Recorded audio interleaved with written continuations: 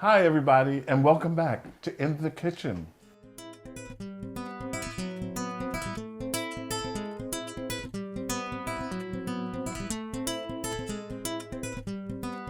Música que envolve meu corpo. This month is Black History Month, and this evening I'm going to share it with Les Trent from Inside Edition. Hey. Thank you, Les, for being here. Thank you for having me. Oh, Cheers. sure, anytime. Cheers. In this beautiful setting here. And also I have Patricia and Paul from patriciaandpaul.com.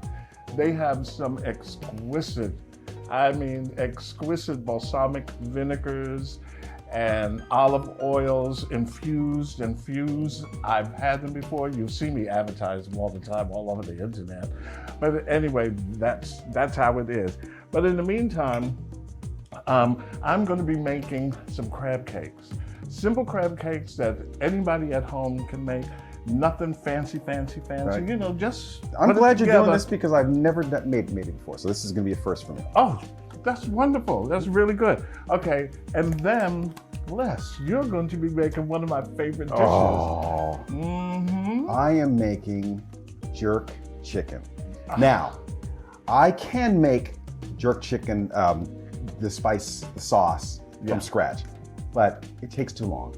It's time consuming, Yes. and you've got to deal with those hot peppers. I've only ever found habaneros. I've never found Scotch bonnets in this area. Oh, okay. But they're so potent Yes. that I would prefer to let somebody else do it. So I actually buy over-the-counter jerk sauce. Well, I also And I doctor it. And I buy the same brand. But when I was in culinary school at Hudson Community College, after my first week or so, I came home and I said, I'm a chef and I'm going to make this jerk seasoning. Well, let me tell you. I can really imagine. I had the Scotch bonnet peppers. I cut them in half. Oh, And I forgot to take the seeds out. you've got to take the seeds out. That's the hardest. That's the hottest part of the pepper. Yes, I forgot. Now I'm in school. I'm a chef. I forgot to take the seeds out. Put all the ingredients together and put it in the jar that the other brand is. And I said, let me taste this and make sure it's going to be good for when I use it on the meat. I took a little piece and put it in my mouth, and I cried. It was so hot that I had to throw it all away. Oh, such a waste. Well, that's a good point you just brought up because what I do with the jerk, because if you take it right out of the jar, Yes. it's going to be too hot. So you're going to dumb it down a little bit and give it even more flavor, I think, Yes. by doing this. This is what I do. Okay. I take, and here's, by the way, this has been marinating overnight. That's been marinating overnight. And this is how I got to this And point. it looks good and It smells great. oh This is how I got to the point. I took my store-bought marinade yeah. and I used about 3 tablespoons of it. And we're going to put all the instructions for the recipe, all the instructions for the recipe on the page. So I take the over-the-counter sauce, and what I add to it is a little bit of soy sauce, Okay. a little bit of olive oil. One of the spices, if you're making jerk raw, is thyme. So I put a little bit of thyme in there. Yes. Put some black pepper in. And here's the thing that really sort of helps to knock down the heat. I put a little bit of brown sugar in. Oh, okay. And so the brown sugar also gives you that good sort of caramelized Yes. part of the Yes. chicken that you get once you cook it. Yes. Now, ideally, the ideal way to cook jerk chicken is on coal with some sort of smoke from some sort of wood. Yes. That is the ideal way to do it. For most of us here in the Northeast who have to cook in the kitchen in the wintertime, there are ways to sort of get that same sort of feel. Yes. Unfortunately, I'm not going to use any wood today. I've used wood before, but it's hard to use wood the way I'm going to do it today, because what I'm doing is I'm going to be doing it on a flat iron. Yes. And the iron is right here. And it's ready. And what I'm going to do with the flat iron is I'm going to put it in the oven first. I'm going to get it nice. That's what you want. And hot. Yes, cast okay? iron. Yes. And so I could do it one of two ways. I could put this whole thing in the oven and then put the chicken on it and turn it once, or I can start on the stovetop and I can cook one side. I'll probably cook the skin side on the stovetop first. Yes. Then turn it over and put this whole thing into the oven. Well, that's a good idea, because when this is hot, it's an advancement for cooking anything, whether it's burgers or what you're doing here. But what I did learn, I was watching a show one time, and the story that I was told, in the islands, there was a man, and I'm gonna make it real short because of time, because I'm a chatterbox. They was inside the shed, and they had all these pieces of wood going across. It was real big, say this big, but it was much bigger. And they had the chicken on top. Right. And they had it already seasoned. So someone said to him, "What are you doing?" And he went on the side because of the sticks. He says, "I'm jerking the chicken." So and that's where jerk chicken came from. Yes, because he was pulling the sticks and he was jerking the chicken. Wow. That's how I was told how it started. Yeah. So it's interesting. Whether it's true or not. Whether it's true or not. Yeah. So anyway, let's get back to how I got to this point. So I've taken all of the things I just told you. I add to the store-bought jerk sauce, which is the soy sauce, the olive oil, the thyme. I put a little pepper in it, some garlic cloves, and some scallions. Now these are all ingredients that you would find in a traditional recipe for jerk sauce. Yeah. So what I do is I take all of that stuff and I put it into a little blender. Okay. And then that's the stuff that comes out of that blender is going to be your marinade for your chicken. You want it to sit at least overnight. Yes. So what I'm going to do when I do get started is I'm going to put this on the griddle, if you will. I'm going to sprinkle a little bit of salt and pepper and give it a little lime juice. I'm probably going to start skin side down to give it the nice grill marks. Yes. Then I'm going to turn it over and then I'm going to cook it. And believe it or not, it doesn't take a long time. Yeah. I mean, ideally, if you're doing it the traditional way, it would take longer than this. Yeah. But if I start this on the stovetop, skin down, turn it over, put in that oven at 425, 450 degrees, that could be done maybe before you finish your crab cakes. Okay. Well, that sounds good. We will be right back after this little break.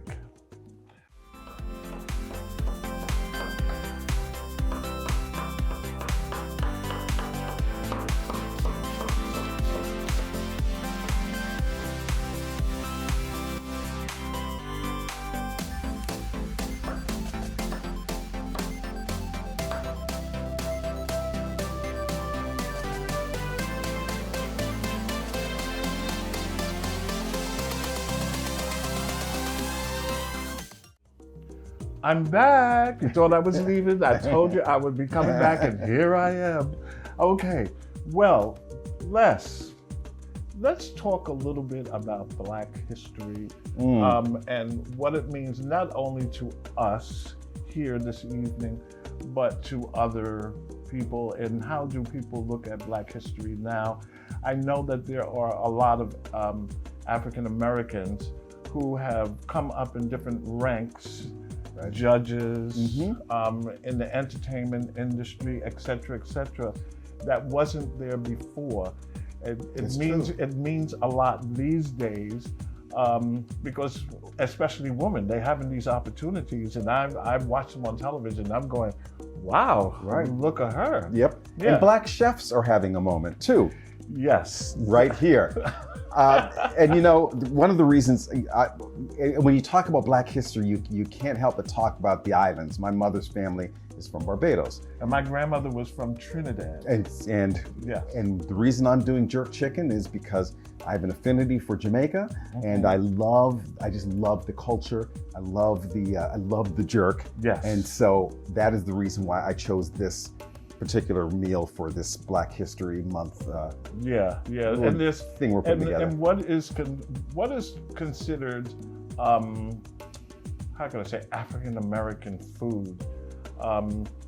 Is it necessarily collard greens and cornbread? It's actually everything. I mean, just like American food. Just like our music has sort of been the basis for rock and roll and every other form of music. Yes. I think culinary-wise, you're talking also, the stuff that came from the fields of the slave fields of the 1800s. Yes. Has all become part of the Americana. Yes. Really yes. has. We had sweet potato pie to. Sure. Sure. Well, we had a conversation on Sunday Brunch, what I have every other Sunday Brunch Live on Facebook, and we were talking about American food. Is African American food considered American food, or is it soul food? Which is a question. Is it soul food, or there's another word also? Well, soul food is American food.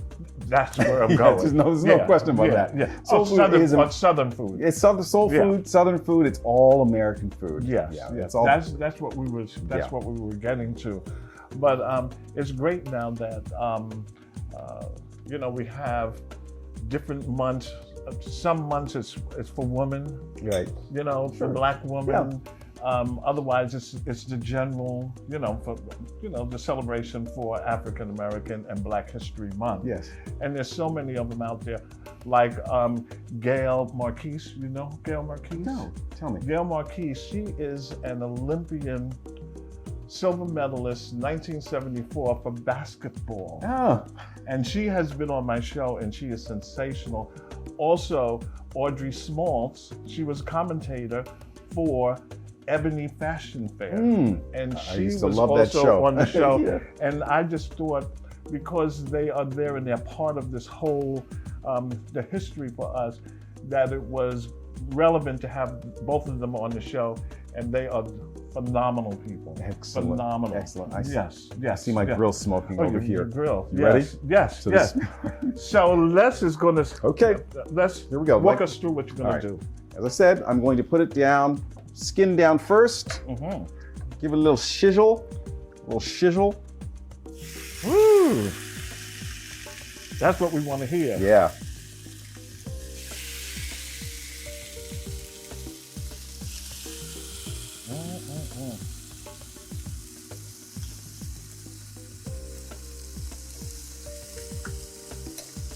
Now, I have chosen to use thighs and legs because I find these are the best cuts. Oh yeah, for jerk. Yeah. They really are. Because if you use the breast, it's going to cook in no time. Yeah.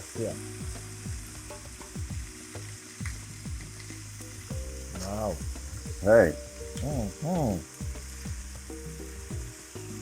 Okay. When this is done, my favorite word is we're gonna throw down. We're gonna throw down. Wow. Okay. So now what we're gonna do is I'm obviously not gonna waste any of that beautiful jerk seasoning right there. No. So we're gonna take this. Now remember, I have sort of dumbed down the spice so that it's not going to kill anybody. Yes. So this does have, like I said, some brown sugar, soy sauce, olive oil. It's not pure, crazy hot jerk sauce, but it's still going to have a good spice to it. You can smell it, right? You can smell the spice, right? Okay, so. Wow. Take a little bit of salt.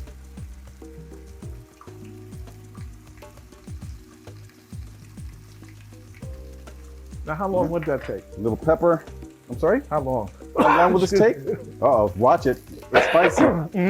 It'll choke you. It got me. It'll choke you. But it's okay. A little pepper. How long does that This take? will take probably maybe a half an hour. About half an Half an hour in the oven. We're gonna do a little squeeze of lime. Ooh. I'm gonna turn it up just a tad.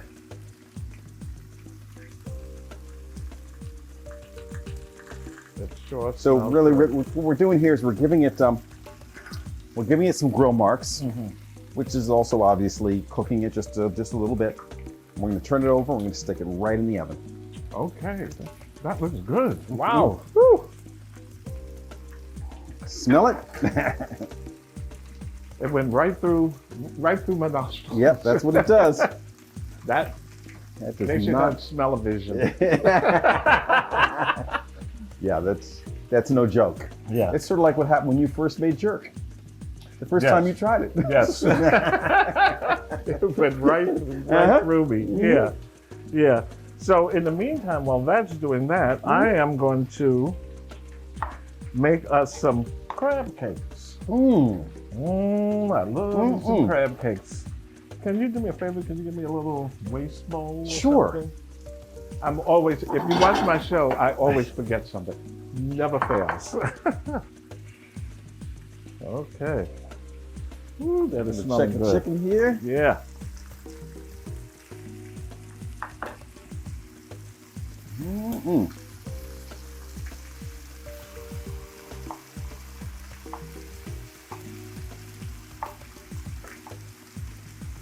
Now what I'm doing, I'm adding some green pepper, and I sort of made it like julienne.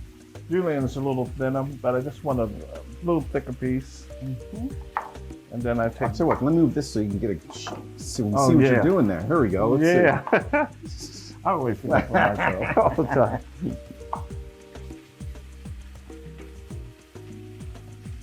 There's nothing more impressive than watching a chef cut up vegetables. I'm like, wow. But you know what? At Innovation High School where I teach, I tell the students, I say, it's not how fast you cut, it's the precision. Yeah, yeah. Because some chefs, they can cut and they are a mile a minute. Okay. So how many peppers are you? How many? I'm not going to use too much. I want to be able to see it inside the inside the cake. Yeah. I'm gonna check the chicken over here. I think I'm gonna turn it. Okay. We got a kitchen going on in here, right? Oh yeah. This is so much fun. And thank you, Les, for having me come over this Oh, evening my goodness. and cook with you. My pleasure. There's nothing I love more than cooking, but there's nothing I love more than cooking with a good chef. Oh, me? You. I actually, you know, I am still learning. We all are. Yeah. If you're not learning, Yeah. you're not doing it right. There are so many things in the culinary world that it takes years of learning. It doesn't happen overnight. When I went to Hudson Community College, I studied classic cooking. What is that? It was we studied food from, let's say, Israel, France, Italy, all different types of dishes. We even had, through Chef O'Malley, which was really good, an ice carving class. And let me tell you, that was sensational. I mean, it was cold in the room and they had a big piece of ice, 300 pounds. And then we had a cutout of what we wanted to do. I was doing a dolphin and it was up against the ice. And then you had this thing that, like they have in the dentist, right? And it's going bzzz, and you and you're cutting it out. But it was really nice. It was a lot of fun. Culinary school was great. I met a lot of wonderful people, which was nice, you know. And at Innovation Charter High School, Chef Geraldo was the one who asked me to come and teach there. And those kids are very young. They're high school, but they want to learn, and that's the most important thing. And I enjoy being there. And you know what? And that's when they're going to figure out, is this something I would like to do for a living? Yes, yes, definitely. Okay, so. Okay, now I'm gonna put this in the oven. Woo! And while he's doing that, I am mixing up the crab meat. Now this is just regular crab meat. Sometimes you might be able to get the claws, you know, the chunky pieces of crab. But if you can't get it, this will work just as good. Oh, that looks good. God, that looks Adding good. a little bit of regular breadcrumbs. Okay. I'm gonna put this in the oven. I'm sorry, just go 1 ahead. second. Wow, look at that. Woo. You need some help there? Nope. First thing I'm gonna do though is I'm going to get rid of some of this oil. And I'm going to add, this is 2 eggs, but I'm adding 1 egg and a half approximately. I'll mix this a little bit. Now I'm going to add some mayonnaise. About 1/4 cup. Squeeze bottle these days. Okay. Come on, that's just about good. Then I want to have just a little heat. We have some cayenne pepper. Okay. Little cayenne, little heat. Some fish seasoning. This is good. Not too much. Okay. Up there. And I'm going to mix this together. Now what happens is the mayonnaise and the breadcrumbs sort of holds them together. Initially when I was making crab cakes the first time, they was falling all over the pan. They was all over the place.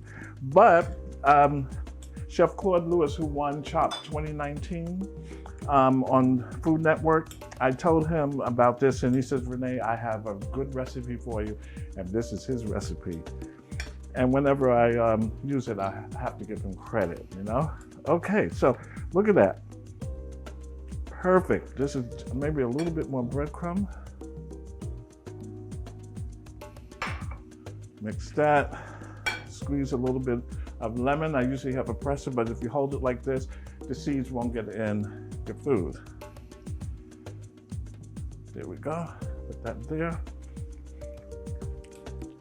And here we are. Now look at that. We have some great color. You get that? Really, really nice. And when we come back, I am going to take these crab cakes. I'm gonna throw them on the stove while the jerk chicken is in the oven, and then later on we're gonna come back, and my favorite word is, we are going to throw down. All right, Les, your chicken is in this beautiful stove. I'm smelling it, the spices hit us both. We were just coughing away, front of my nose. But that is good. So now I'm gonna start working on these crab cakes, okay? Okay. I'm just gonna make some small ones. Grab it like this. Right. Squeeze it together. Looks nice and moist from the Yes, mayo and from the mayo and the egg. Okay. I've never done this before, Oh yeah. but I see the texture you're working with. Yeah. I see it. Yeah. I was amazed in the beginning that you can cook with mayo because, you know, as we grow up, people say, oh, you don't want the mayo to be in the heat. Right. Because and then I'm saying, well, how are you going to cook with it? Right. You know? Cooking with mayo is like cooking with an egg. Yeah. Put this up just a pinch more. Let's take another. You see how that's staying together? Not too big. Perfect. And once you squeeze it, and the breadcrumbs in here just helps it a lot. Okay, I want my glove to hit the oil. There we go. Let's do another. Now this is great. Have you ever had a crab cake sandwich? No. Oh, it is so good. Have You put it on like a hamburger. Yes, bun, yes. yeah. You're going to make them a little bigger. Have you ever had or heard of the collard green sandwich? I have not. That I is have not. Yes, as we do this, the collard green sandwich comes from the South. I believe the American Indians, they are Lugby or something like that, and they take the collard greens and they cook them down, and then they make something called chow chow. Chow chow. Chow chow. Chow chow is made with green tomatoes. Chow chow is made with green tomatoes and cabbage. Oh, wow. And they take the greens and they put it on a wafer of cornbread. Now there is a documentary that you can watch. It's called Somewhere South. The chef is Vivian Howard. When they're down south, that's what she watched them make. This woman sat and she had a big tub with the cornbread mix, and she had her hands in there mixing it together. Wow. She had this pan on the side, and she would take it, and she knew how to take it and put it in the oil, and it came out to be a thin wafer. Oh my They goodness. use this cornbread. Delightful. They use this cornbread wafer. The greens are drained, of course, and when they cut up the greens, they don't cut like we do, you know, big pieces. They cut them as if it was spaghetti, real thin. They drain that, put it on the cornbread, then they put the chow chow on top and put another piece. I made it, but I couldn't get that cornbread to be so I used rye bread, and let me tell you, it was so good. Oh, I was amazed. By the way, this smells amazing. Oh, thank you. Yes, it's called the collard green sandwich. I thought these people were crazy. That's whoever had collard greens as a sandwich. Oh yeah, this is gonna be perfect. I'm gonna have to make some more. Should have kept my gloves on. How many of us are eating tonight? About 2, 10. 4, 6. Okay. Just need a couple more. Just a couple more. So what I'm doing, I'm letting these get nice and brown. Notice that the flame is not up very, very high. It's just moderately up. And then all I have to do is just turn it. Oh yes, I can see it's getting there.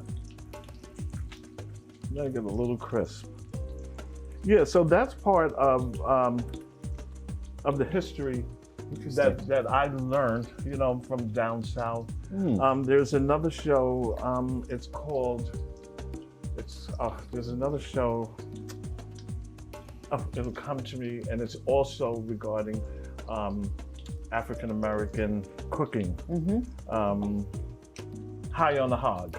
High on the Hog. I love the name of that. You haven't seen I know that? you're going there. Oh my goodness. High on the Hog. High on the Hog. Love the sound of. Oh my goodness. High on the That Hog. looks beautiful. High on the Hog, you have to see. It's, I think, 4 parts. And this chef, she made what she calls burnt beet cornbread. Burnt beet cornbread. Burnt that is beet. Cornbread with beets, right? Yeah. I'm gonna have to turn this fan on. I think. Okay. Yeah, I see. We got some smoke Is going. that your chicken You're down smoking. there? Okay, Les, we did some of our wonderful crab cake. Now it's your turn. Oh, And you've never made crab cakes before? I've never done it before. Oh, it's really Okay, it's like easy. making a hamburger, I assume. Yeah. All right, so- yeah, you just grab some Okay. with your hand, the All right. size that you want, not too big. Uh-huh. Yeah. Mold it together. Okay. There you Yeah, go. just a little bit more. Okay, let's see. Oh, wonderful. Okay. And you're going to take it and put it in the pan. Now remember, don't put it this way, put it away from you, just in Okay. case for splatter. Do a little splatter. Oh, Okay. look at that. You know what? Might as well make the rest. This looks like Yeah. there's about 3 left in here. Yeah. Are you sure you've never made these before? I've never made them But you've before. made burgers I've made before. burgers before. Yeah, yeah. Very good. Look at that, a pro. Not like you, my friend. Uh-oh. One more. I love that sound, the Oh, I sizzle love of it. the The pan. sizzle is the best. Yes. But look at this chicken. Oh, my. I'm scared of you, Les. And I really I'm thank scared you of so. you. And I thank you very much for having Oh. us come here this evening. It's a pleasure, and it's my- nice being around good my, people. Trust me, Yeah. it's my pleasure. Okay. Look at that. Easy. Beautiful. Yes. Okay. So, what we're going to do, Les and I, when you could finish your glass. Les and I, we're going, while these crab cakes are cooking, Les and I, we're going to take a break because we have some very special guests this evening that are sitting in the wings and they're anxious to be on camera. And that is Patricia and Paul, patriciaandpaul.com, and they're going to talk all about their vinegar, I'm not vinaigrettes, I'm getting ready to say the wrong thing. Oils and vinegars. Oils Yes. and vinegars, balsamic vinegar, etc., etc. And they come right after this commercial break. We'll be right back.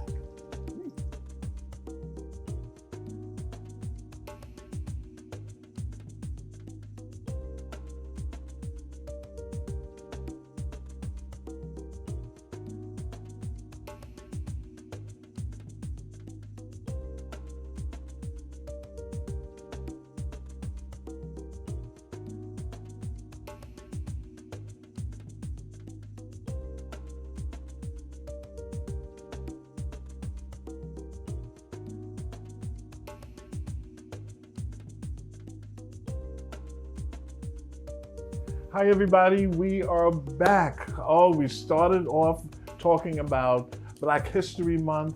Then Les, he gave us this beautiful presentation of his jerk chicken, and I can't wait to throw down on that. And then we have my crab cakes. Oh, we are going to eat good tonight. And let me introduce you to someone. Her name is Patricia from Patricia and Paul. I introduced myself to Patricia about, how long ago? Oh, at least 2 years? I guess it was even before the pandemic. So Yeah, way it's going to before be the 3 or so pandemic. years now. Yes, yes. And she was so nice to me. I was just starting out doing my shows, and Patricia sent me a whole case of her balsamic vinegars. I liked the one that had the strawberry because I made that sangria. I think maybe you've seen that picture with the sangria and pouring it. It was wonderful. Patricia, thank you so much for being here and taking time this evening. I really, really appreciate it. You're a good friend. Thank you so much. No, And I appreciate you including me in this tonight. So Yes. it's anytime you need Yes. me, you know I'm there for you. Thank you. And Patricia has been on my show, and also Paul. And Patricia, you talked about how can I say, the balsamic vinegars, and you talked about the olive oils, and I got some good feedback because people did not know anything about olive oils, especially. I remember I would go out and just buy olive oil because it was there, and then I learned that you just don't go buy any olive oil. Am I correct? Unfortunately, a lot of the olive oils that are out there, it's adulterated, and there's been other Explain oils. to them what adulterated means. It means that there's been other oils that have been added to it to increase the lifespan. Unfortunately, that also reduces the smoke point. So a lot of myths about you can't cook with good olive oil. It's really not true. 100% extra virgin olive oil has a smoke point of 400 degrees. And a lot of people, when they think oils and balsamics, they think salads. Yes. And, that's why I love coming on your show. And we do a lot of events in our store. We're located in Westfield, New Jersey. Yes, you are. And we have another store in Summit, New Jersey. And I love having folks in for events because this way we can show them all the good things that you can do with a good olive oil and balsamic. It is so true. And people say olive oil is very expensive. Believe it or not, if I fry chicken, I use olive oil. I found that the canola and the vegetable, it's thick. It coats, for me, it coats my stomach, and then at night I'm saying, oh, I don't feel too good. You're paying for it that night. Yeah, yeah, but I found that the olive oils, and I read the label, and it is true also, right, that olive oil should be in a dark bottle. Yes, air, heat, and light is what kills olive oil. So you want it in a dark bottle. I know it looks beautiful sitting next to the stove, but that going up and down with the heat is what's going to kill the olive oil. So a cool, dark place, a pantry in the kitchen, that's all you need. Olive oil does not need to be refrigerated once you open it. Just keep it in the pantry. That was one question I was going to ask you at one time, because I opened up the olive oil and I said, now, does this go in the refrigerator or not? No, again, because 100% extra virgin olive oil is actually going to freeze. So it's going to coagulate on you. So if by accident you do put it in the refrigerator, just take it out, let it get back to room temperature, and you're good. Years ago, I did that, and it was another brand. And when I looked at the olive oil on the door in the refrigerator, it was cloudy. Is that what's... That's what was happening, yes. Because we do a lot of farmers markets and things, and as the season gets late, a lot of, when we're outdoors, the olive oil will start to coagulate and freeze up on you. So that's what But you just keep it at room temperature. It's not going to ruin the quality or anything. The other thing is olive oil, unlike the wine that you're drinking that gets better with age, olive oil starts to deteriorate. What is the shelf life? Say, for instance, I received one of your olive oils, or balsamic. What's the shelf life? Okay, so the shelf life from the time of crush is 2 years. But that's in a solid tank like the ones I have in our store. In a bottle that you're opening and closing, I usually say 4 to 6 months. 4 to 6 months. And you'll know if it's gone because it's a rancid smell. So you'll be able to definitely know when olive oil. Or taste. And you'll definitely taste it. That it's gone. I had, when I first started my show, someone sent me some olive oils. And after a while, I tasted it and I said, oh, this does not, But that's the funny part. When I first opened, people would taste the olive oil and say, oh, this must be rancid, because they felt that peppery feeling in the back of the throat. And you're not going to find that in some of the other store-bought olive oil because it's cut with other things. But that peppery feeling in the back of your throat helps you to know that's the real thing. That's the antioxidants, the phenols. That's all the good part of what you want to taste. And so we have mild, medium, and robust ones in our store, and that just is more of that peppery feeling. What about, we hear about olive oil blends? Right. It's so funny because Paul saw it was at Costco, and it was in a big clear plastic tank, again, in a container. You don't want clear, and you don't want plastic. So you definitely want it to be in a glass or metal, something that's going to keep the air out. But the blend, it said light olive oil. So like I'm thinking some people might think, oh, maybe it's going to be less calories for me. I'm watching my weight. So, but it actually, what it was light on was olive oil. It was only 15%. When you started to read down the ingredients, it was only 15% extra virgin olive oil. And the rest? And the rest said refined oil. And what refined oil is, it's been cooked up. And so once it's been cooked up like they do, that has taken any of the flavor, any of the nutrients, any of that out of it. Because it's cooked up. So you really, that's the important thing. You want to know your source. Thomas Mueller, who's one of the leading authorities on olive oil, he's got a book called Extra Virginity. And in the book, he lists in the back where to get good olive oil. And he lists my importer. And that was extremely important to me. As you know, my degrees are in nutrition. Right. And so I've got folks who come in and they're taking a tablespoon to help their joints, to help their cholesterol. It doesn't, if I were to do that, I've heard of that. So if I were to take Paul does it every morning. A spoonful of olive oil, I'm thinking it's going to be like, You know what? Just, again, it's a spoonful, so you're not guzzling. Yeah. But you just take a little bit, and a lot of people find it medicinal. Yeah. But again, if you're not knowing your source and you're not sure that it's going to be 100% extra virgin olive oil, that it's also within that 2-year time period, you're not getting the benefits of the olives. Oh, I see. I told you when you was on the show, I said, this is really interesting because we take some people, including myself before, we take the olive oil for granted. It's olive oil, I see it in the store, it's on sale. I think I told you, I knew someone said, Right. oh, I saw some olive oil in the store and it was on sale. Right. I said, on sale? Yeah, it was in that big can and I bought it. I said, what did the label say? Because I learned that saute, I think it was saute and frying or something like that. It says on the olive oil. A lot of people get confused when it says cold press and first press, things like that. They're thinking they're getting, I must be getting something like really good. Those are just marketing terms. If indeed it is 100% extra virgin olive oil, that automatically means it's first press, it's cold press. So, but again, to the uneducated, it sounds like it's something special, and I'm going to pay more for that. Wow. So you really do. It's very fascinating once you to get into it, as well as the balsamics. All our balsamics come from Modena, Italy, and they all start out with a white grape. I was kind of surprised. The white grape. Because I would have thought that it was going to be a red grape. And it's aged. Ours is aged a minimum of 3 years. We've got our traditional one that's aged 18 years. Wow. And it goes through the barrels just like fine wine does. Yeah. And that's why there's no additional sugars in our balsamic. It's just the naturally occurring in grapes. So you can actually sip it. Does it go through the stainless steel like some wines is barrel and it some goes through the different barrels. Oak, I should say oak. It's exactly what it does. Steel. It goes through all the different woods, and so it's exactly what happens. And wow. that's what's giving it that rich flavor and that thickness and that sweetness. It's just the fermentation. Yeah. So there's no additional sugars added, and that's why you can actually sip our balsamics.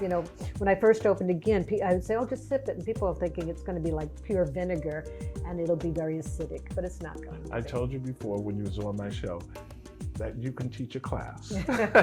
So what do you have for us this evening? Well, you have come up with this wonder, and I've been dying to try. You have been talking about this for a while. Chef Renee Hewitt's tomato jam, and I've been wanting to try this for so long. So we figured we'll just do a nice crostini with some nice cream cheese. Okay. And I cooked, I didn't cook, I toasted these this morning so that, just to save time for tonight.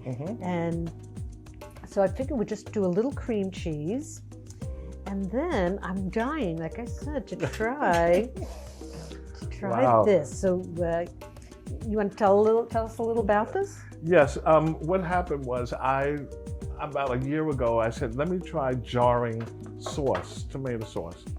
And I did it, and I liked it. To make a long story short, I said, okay, this is going to work out.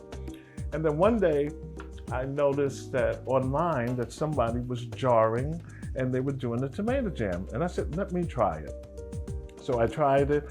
I liked it. It's something about jarring tomato jam, making the tomato jam that I really like. I might get up late as I normally do. And I might be a little sleepy, but I will get up and make that jam. So the first one was just the regular tomato jam, and then I said, let me sweeten it up a little bit, and I added the chipotle. One of my other... It gives a nice little smoky flavor to that. It's smoky, and it's a little kick to it. Okay. One of my other sponsors... I'm a wimp, so I'm a little nervous, but this is mild. We picked the mild one for us to try tonight. One of my other sponsors, R.L. Schreiber, they sent me a little container of chipotle peppers, and it's dark, and it looks like, it's so thick, it looks like tar. So I used that with this, with the tomato. So we'll see this evening, and I'll get your feedback on it, because it's not really out there yet. Some people. Well, you better get going, because if I'm liking this tonight, I'm going to be ordering some for the store. So you better you better gear up. That so looks good. We're going to do a little this. Yes, the color is great, and we're just going to do a little this. And and I try to have little chunks of the tomato in it. It has I love the texture. That's absolutely beautiful. Yeah, it has a little sweetness to it. The richness of it comes from the chipotle. Okay, and then also what I brought. Yeah. I brought this just to be a little fancy. Okay. A little fancy. I thought this would be nice. It's actually balsamic pearls. Show that to the camera. I've never seen this So before. as you can see, it actually, kind of looks a little like caviar. It does. But it's balsamic pearls, and what's nice about it, they're a little, obviously a little pricey, But what's nice about it, I think it just adds a nice little presentation when you, and if you didn't want to, have the cost of the balsamic pearls, just drizzling it with some of our balsamic would be equally as nice. But I thought tonight, since we were going to be trying your well, if you had a little dinner party and you had this sitting out on the counter, somebody's going to look at it and say, oh, caviar. But not realizing it's the balsamic pearls. Balsamic pearls. That looks fascinating. So, and so I love having, I love doing charcuterie boards. I love doing quick and easy appetizers. And this, again, is one, if you're working all day and you're trying to have a party, this is a nice, easy crostini it looks fantastic. Look at that. So I don't know if you want to try it now or you want to have it a little bit with everybody else. Yes, I think I'll have a little bit because they're going to say Renee and Patricia is over there eating everything up. They're going to be jealous that we're getting it. Yes, yes. Yes. Okay, so we could wait for everybody else. Yes. Okay. Well, Patricia, I really want to thank you so much once again for taking the time and, expanding your knowledge to us who don't understand about balsamic vinegars and olive oils, et cetera, et cetera. I really, really appreciate you being here. Oh, thank you. We love entertaining. Paul has a large family. We love entertaining. And we love the olive oil, and that's one of the things I love is sharing that knowledge with everybody. And that's part of what I think is my responsibility when folks come into the store is that we had talked about fused and infused, and the next segment, the next time we get together, we'll talk about all the different kinds of olive oils. Oh, that'll be wonderful. Probably at your store. You're always welcome. Yes, and I really want to thank you for being here, and also to Les. He's in the wings. Is he not the best? We have to thank him for opening up his home for us to be here this evening. And his lovely wife Gwen. We appreciate yes, that. and Gwen also. Of course, we can't forget Gwen. Hi, Gwen. Okay, we will be right back after this commercial break.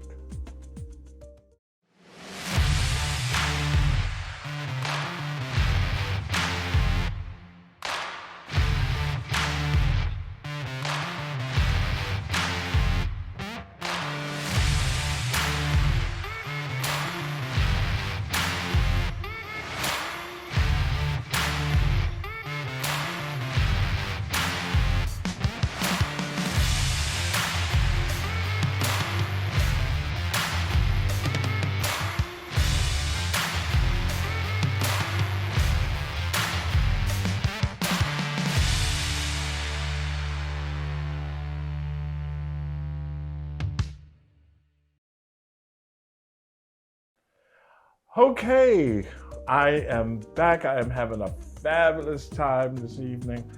We started off, like I said before, with jerk chicken. We have the crab cakes. Absolutely. And I would like to introduce you to the other half of Patricia and Paul. Is Paul. Paul, thank you so much for being here this evening. Chef Renee, thank you for having us here. Yes, Appreciate yes. it. I think we've spoken. The first time was on Zoom. Yes. When I first was introducing you. So now in the live. Here we are. Yes. Paul, once again, thank you. Tell us a little bit, something else about the business between you and Patricia. We've been doing the business for almost 10 years now. We started in 2013. It was funny because when Patricia came up with the idea of doing the olive oil and balsamic, she was working for FedEx at the time. She was regional manager for the entire Northeast, so she had 100, 200 stores or whatever. Wow, that's a lot. And that was a lot of traveling, so it was a lot of time away from myself and the home and everything. So she was looking for something else to do. So one day we were actually we were down, I believe, in New Hope, and we were walking around, and somebody shoved a postcard in her hand for an olive oil and balsamic store. We're looking, going, an olive oil and balsamic store is like olive oil, you buy it in the ShopRite, not a big deal, right? So, but at the end of the day, we went to the store, and she walked in, and she's like, "This is what I want to do." Really? And yes, it was almost like this feeling came over, and I'm a foodie, so I love to cook, I love to eat. That's why I'm so happy to be here with you tonight. And I was like, cool, let's do it. So we came up with a plan the end of September, and by next April, we were actually open. So Wow. it was like that fast because Patty's very good with what she does. She's got her master's degree in nutrition. She went to NYU, so she's a very smart gal. Wow, and I'm so happy to have both of you here. Thank you very much, Patricia. She's sitting over there. She's in the wings still. She's in the wings. So, what are you doing this evening? So what are you going to prepare for us? One of my I guess hobbies. I love to make cocktails. Okay, And that's what I need for my show, cocktails. Absolutely. Oh my goodness, I would love to have that Absolutely. as some of the fill-ins, because sometimes I do have an episode, a segment where I have guests, and then we need a little bit more. Okay. And someone to come on and do cocktails, I think it's really, really nice, because then, especially if it's pairing. Oh, absolutely. Yeah, so I'm always looking for something different to do with the balsamics and stuff, because it's like I always tell people when I'm in the store or if I'm at one of the farmers markets or one of our off-site events, what I always love to do is like once you get something in the house, it's like, well, what else can I do with this? Yeah. So the different oils and then the different balsamics. And one of the things we love to do with balsamics is actually just mix it with club soda. So you mix it with club soda and you get a very low calorie soda that's all natural. So there's only 15 calories per 10 milliliters. And it's just a nice, very good flavor. There's nothing artificial in it. There's nothing to make you a little loopy. But then I also tell people, well, you can always mix it with gin and vodka too. Okay. When I got the sangria recipe, yeah. That was great. And I told people, I said balsamic vinegar is in it, and I think also what was the alcohol? Brandy. Brandy, yep. Brandy was in that recipe. Brandy, sangria wine, and the strawberry balsamic. Yes. A couple oranges in and stuff. Put that over ice. Yeah, they was like, balsamic vinegar. You drinking that? Yeah. I said, you have to taste it. It's really good. Yeah. Because our balsamics they're much sweeter than what you normally get in the store. All our balsamics come from Moda in Italy, which is the only place where a true balsamic can come from. Oh, really? Well, it's much like champagne can only really come from Champagne, France. Yes, right? true. So it's not coming from Champagne, France. It's Italy would be a prosecco, or anything like that, or just like a sparkling wine. So same thing comes true with the balsamic. I learned something tonight. Yeah. Isn't that something? I guess everybody learned this evening. This is really good. Okay. We're always on a mission to educate everybody. Yes, that's good. Okay. So what we've come up with tonight is a strawberry tequila sour. So I'm going to muddle some strawberries. We're going to add a little bit of lime juice to it. We're going to add some tequila and a little bit of the strawberry balsamic, and then add a little mint to it for garnish. Just get a little extra flavor. Yeah, that strawberry balsamic is good. That was part of that sangria. Oh yeah. Yeah. That's great. Okay, let's see. So the first thing we're going to do is just cut up our strawberries. Cut a couple of those up. Yeah, let's move so they can see what you're Sure. doing. So sorry. Oops. Okay, so you're cutting them into fours. Yep. Okay. This way it'll be easier to muddle. Very good. So then I got muddler. Actually, my daughter got me a muddler. So may the force be with you. Oh. She knows I'm a big Star Wars fan. So she got that for me. Yeah. So you can sit there and you can muddle them until they become almost a pulp. And what do you call it? Muddling. Muddling. Yes. Okay. Yep. And That's how much I know how to make drinks. Oh, you do need my help, don't you? Huh? You do need my help. Okay. So, and we don't muddle the mint at the same time as the strawberries, because if you muddle the mint with it, it gets too much like an earthy taste to it. So it'll get a little bit more bitter. Oh, So okay. we're going to gently muddle. After we do this, then we'll gently muddle the mint. Okay. So let's see, what consistency? Oh, I see. Yep, we're going to throw a couple more in there. Because really you want the pulp and the juice. You don't want the actual strawberry itself. Oh, okay. Very interesting. Now, I'll go home and try and make it one day and it'll be all messed up. I would say, okay, Renee, stick to the stove. You can always come over, I'll make one for you. Okay, thank you. Okay. So just muddle that a little bit more. Okay. So what is this here? So this is actually lime juice, organic lime juice. I squeezed that last night. So we didn't have to That's a lot of squeezing. I got a machine for it. Oh. So it made it a little bit easier.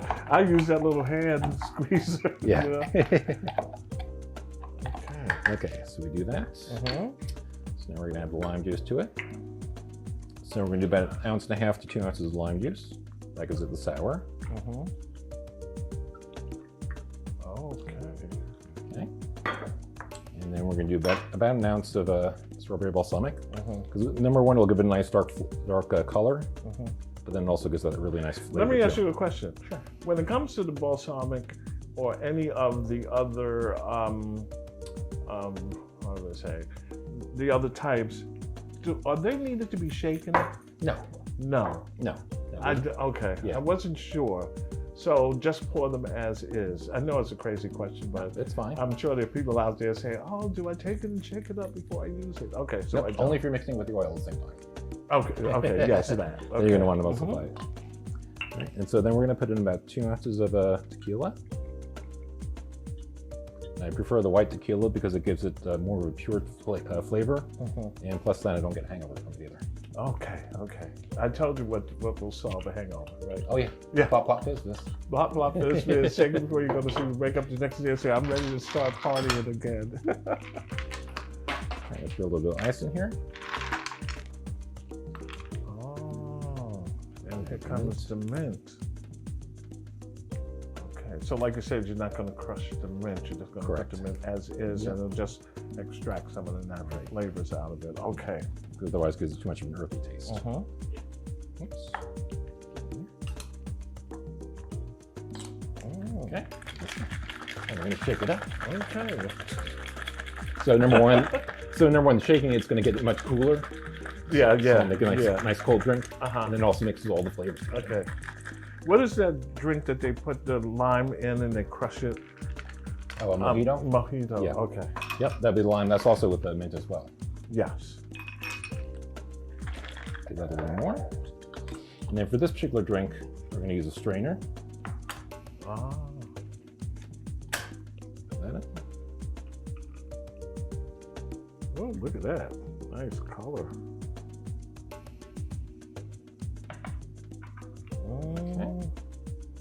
Do I have any flop, flop, fizz, fizz? I hope so. And that's for you, sir. Uh-oh. Here I go. And to everybody else out there, I hope you enjoy. Okay. Cheers, my friend. Thank you.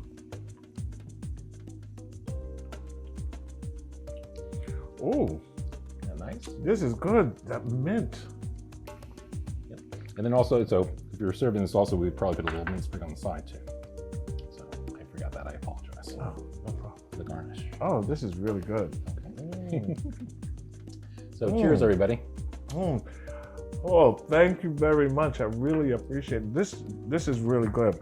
And the coolness is chilled perfectly. That's really good.